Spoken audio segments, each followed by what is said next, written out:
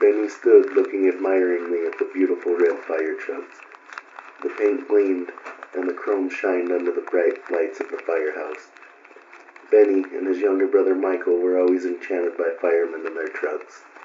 Grandpa Richard was a fireman. Their mom loved her dad, and loved telling his stories even more. The boys had more variety of fire truck toys than any little boys in Utah, maybe the whole country. Not to mention every action figure and firehouse toy she could get her hands on. Their mom said one of the action figures even looked like Benny's grandpa.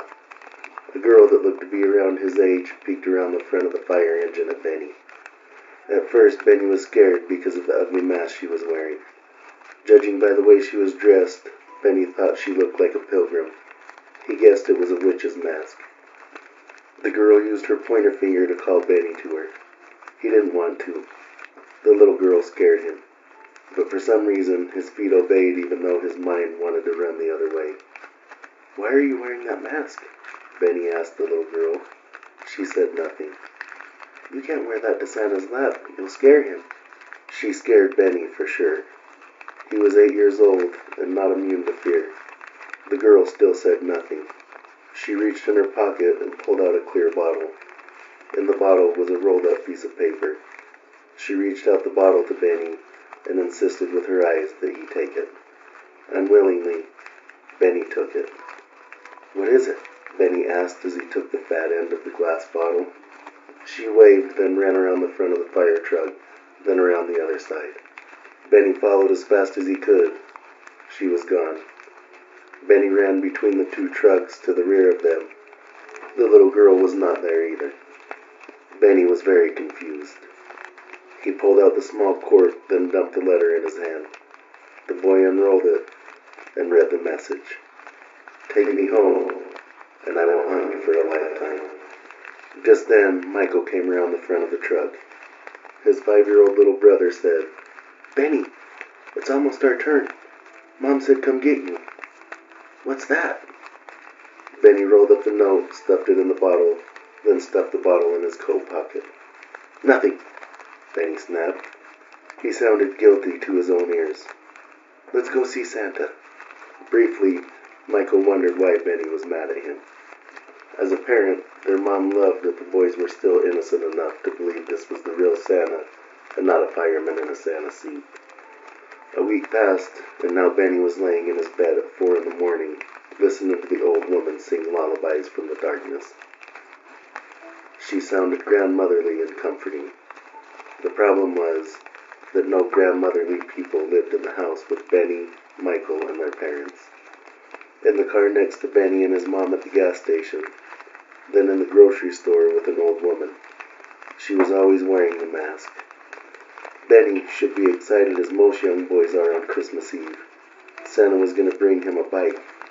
Instead, he was laying in bed with the covers pulled up to his chin, as terrified as any 8-year-old had ever been. "Please go away," he said softly. He was on the verge of crying. "You're scaring me. Please go away." Thankfully, the singing stopped, but the music box on the mantel above the fireplace in the living room started playing its song.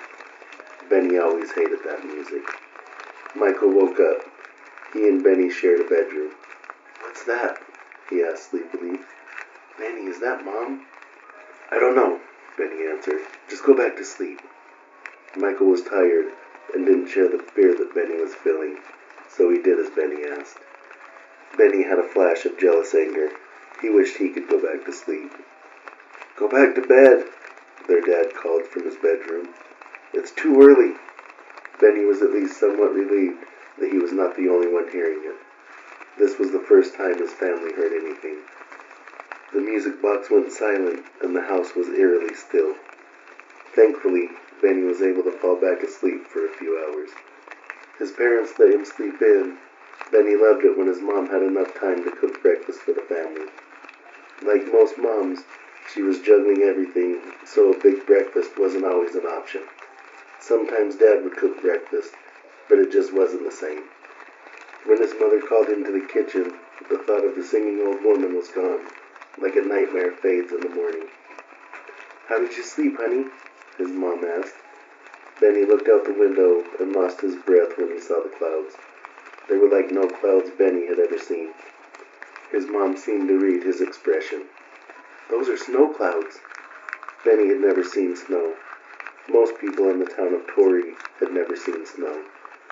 Benny was too young to know this, but there was no record of Torrey ever getting snow. "It's gonna snow?" Benny asked, excitement evident in every word. "Can me and Michael play outside after breakfast?" Benny was hopeful. He had no idea if snow was dangerous, so maybe Mom would say no. "Of course you can, honey bunny." Benny loved the cute little names his mom gave him. Benny would swear this woman was an angel. "I'll find your winter stuff while you eat." Torrey did get cold enough for winter clothes, and yet it still never snowed.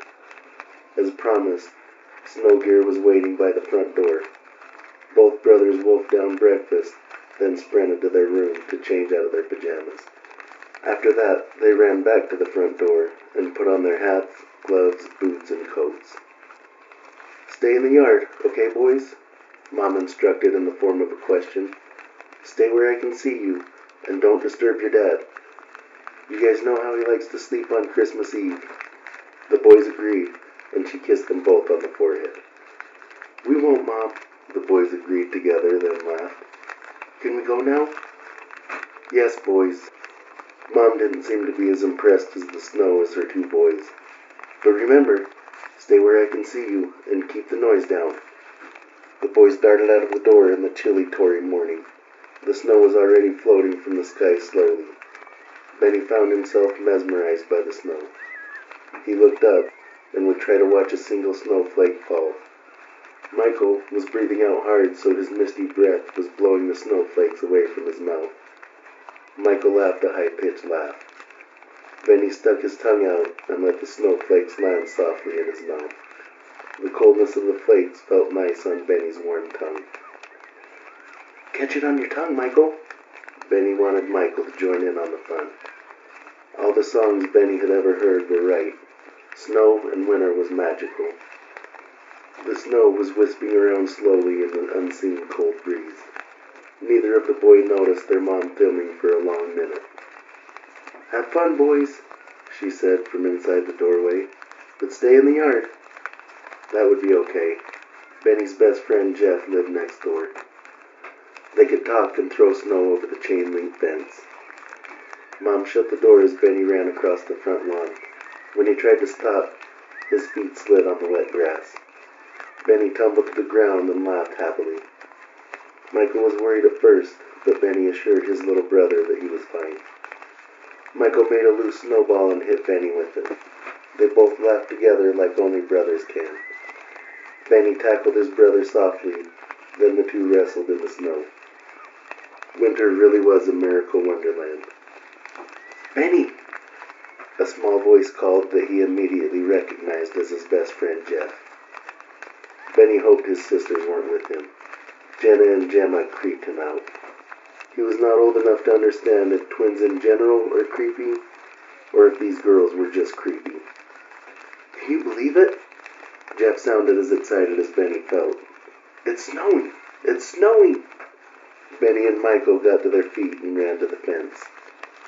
Jeff hit Benny with a snowball and they all laughed except the twins. They were hardly smiling.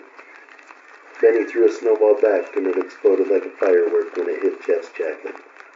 Michael threw one at Jeff, but he missed left. The twins laid on the ground and started doing what Benny recognized from cartoons as snow angels. They still didn't laugh. They just smiled their awkward, toothy smiles. Jeff made a snowball and took a bite. Benny wondered why he hadn't thought of that. Both he and Michael ate a whole snowball. This felt like the best day of their young lives. The small group of friends could hear laughing coming from other yards. They guessed all the kids in the town were laughing. "This is the best day ever." Michael and Benny vocalized their thoughts together, then both laughed. Michael's stomach was starting to hurt. He guessed it was from laughing for the last hour and a half. Jeff's eyes changed. The pupils enlarged until the whole eye was black. "Are you okay?" Michael asked. The little boy was very concerned. Jeff collapsed. "Jeff!" Benny was very scared. Jenna, Gemma, go get your mom. Hurry! The girls obeyed, but still said nothing. They ran their awkward, almost doll-like run to the house. After less than a minute, Jeff's mom was scooping her son up in her arms. "Don't worry, boys," she said, but nervousness covered her face. "He's fine. He didn't get much sleep last night. Jeff's excited about Santa coming. Have fun, boys." Then she was running back to the house with wet slippers and her robe blowing out behind her. Some kids rode their bikes, pulling brothers or friends behind them on sleds. One brave boy, Jeremy Linden, the class daredevil, was being pulled on his snowboard. For the first time in its long history, Tori looked like a holiday special on TV. Another hour passed with all the town children laughing and playing. At first, the clouds became wispy, then started going away until the sun looked like a flashlight shining through the fog. Both boys' jeans were dark, soaked, and cold almost to the point of freezing. Benny was starting to shiver. "Let's go in now," Benny told his brother, who was also pretty cold. Benny followed Michael into the house.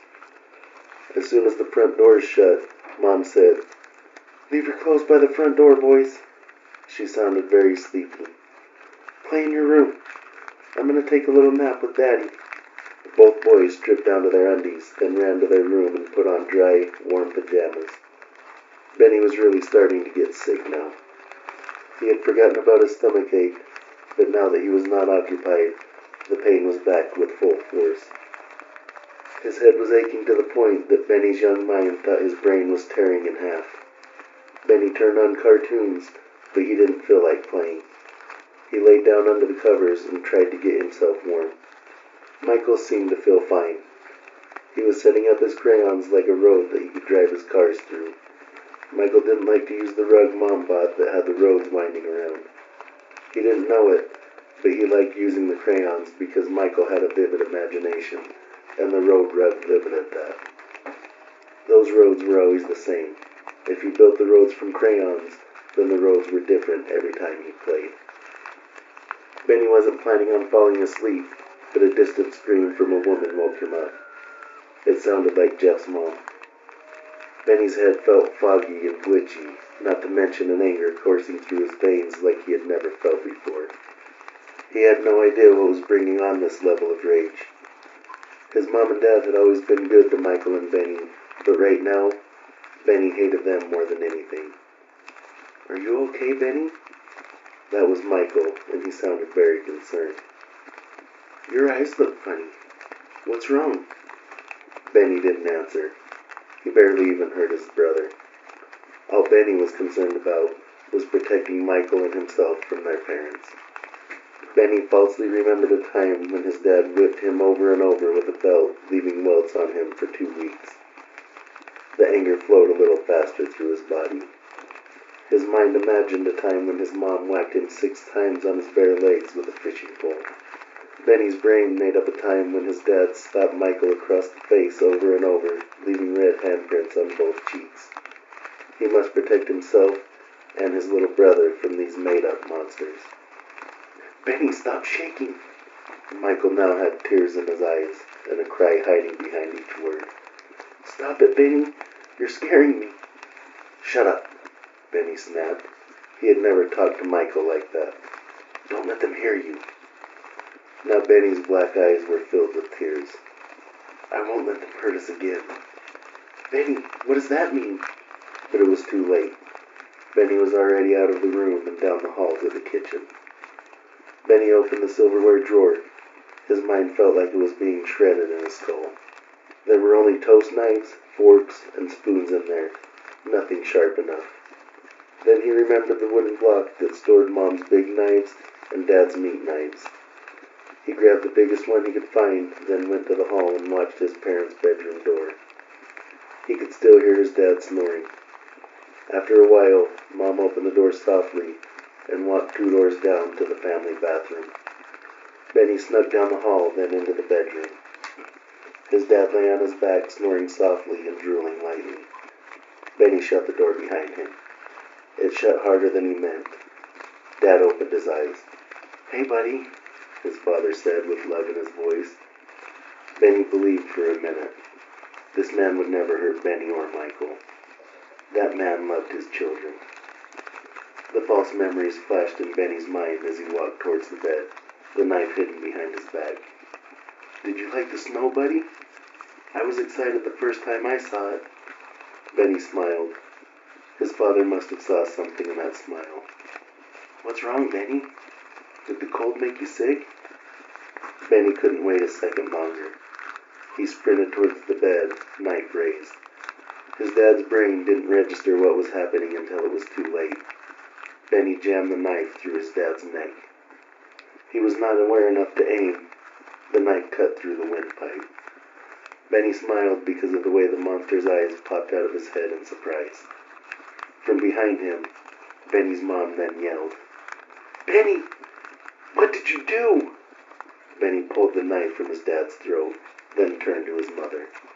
She hated that devilish smile on her baby boy's face. "Benny, what's wrong with you?" She screamed in surprise when Michael tried to stab her from behind. Luckily for her, the 5-year-old was not strong enough to penetrate the loose pink robe. Instinctively, she pushed Michael to the wall much harder than she'd meant to. He slammed his head and dropped the knife. That was all the proof Benny needed to validate the false memories of abuse.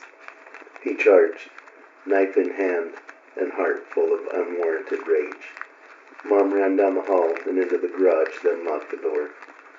His dad liked to be able to lock the garage door from both sides so he could keep people out of the house, but also out of the garage if necessary. Benny heard a couple of more screams of agony. They all sounded like grown-ups, but those were outside, so they were not his concern. Michael followed Benny quietly to the door. Benny knocked softly, and Michael faked crying. "Mom, why did you throw me? I hit my head, Mom. It hurts." Michael used his most sad little boy voice. "Can you kiss it better?" Benny could hear movement on the other side of the door. "Mama," Benny said in his own sad little boy voice, "I think Michael's really hurt. He has a big goose egg." The movement came closer to the door. "Benny, please." She was crying. That made Benny smile. He remembered a false memory of his mom beating him over and over with her shoe. "Mama can help you feel better." Before she unlocked the deadbolt, she pushed the garage open button. She opened the door with eyes full of tears and hope. Benny swiped the knife through the half-open door, opening up a small cut on her thumb. She ran out of the garage. She couldn't believe how fast her sweet little boys turned into devil children. What the hell happened to them? There was something wrong with their eyes. It looked like all of Tori's children were wandering through the streets armed, and most covered in blood. Benny's mom started crying harder. What happened to all these innocent children? Benny chased her out of the garage. Michael tried to keep up, but he was too young and not near fast enough. She screamed, which was a horrible idea. At least 20 kids looked around to see where the scream came from, then locked eyes on her. Benny pursued as she climbed the 3 steps up the porch. She didn't notice Benny's little crush. Stacia jammed a fork into Benny's mom's thigh. She screamed, then ran away. She pulled the fork out of her leg, then threw it on the ground. She dodged Michael's second attempt to stab her, then spun away from Benny. She looked like a white lady running back in a pink robe and purple slippers. Now other children began to surround Benny's yard. As far as she could see, Benny's mom thought she was the only adult left in town. It seemed every child in Tori lost their mind. All the kids had lunatic black eyes. Kids were now entering the yard, blocking any chance of escape that way. She tried to jump the fence, which turned out to be a fatal mistake. Her pants got caught, then twisted in the top of the fence, leaving her hanging upside down. She watched in horror as Tori's psychotic children closed in while she was powerless to break free. Benny approached, holding Stacia's hand on his right, and Michael walking beside him on the left. "Benny, please," she begged as she struggled with her pants. She even tried pulling them off. "Please, honey bunny." In his new state of mind, he hated that nickname. Look at me. I love you, baby boy. Benny, please don't hurt me. The smile that crossed Benny's lips was all the answer that she needed. She fought harder to free her pants, but the pants were holding all her weight, so it was extra hard to free herself. She was surrounded on both sides of the fence by lunatic children. Benny bent down and turned his head upside down, so he was looking face to face with his mother. I love you, Benny, she said. Then Benny buried the knife in her stomach. He pulled it out, then handed it to Stacia, who smiled as she also buried the knife in her stomach. Michael was next, then Jeff, Jenna, Gemma, and another boy got a turn with the knife before Benny's mom died, hanging upside down on a chain-link fence. Blood covered her clothes, then ran down her neck and face. She looked horrific. Benny looked into the blue sky at the moon hanging palely in the afternoon. Do you see her face? He asked Stacia and Michael. They both did. The other children had already wandered away. The three children waved. Benny felt his consciousness floating slowly like a balloon in the sky. The woman's face was clear now. She was a witch holding a snow globe. She cackled, and Benny's consciousness shot back to his mind like an anchor in the sea. Hazel cackled again. It echoed through the town of Torrey. Then she shook the snow globe. For the second time today, it snowed in Torrey. Thanks for coming on a ride with Lost Souls. Please come back next week for another drive and another story.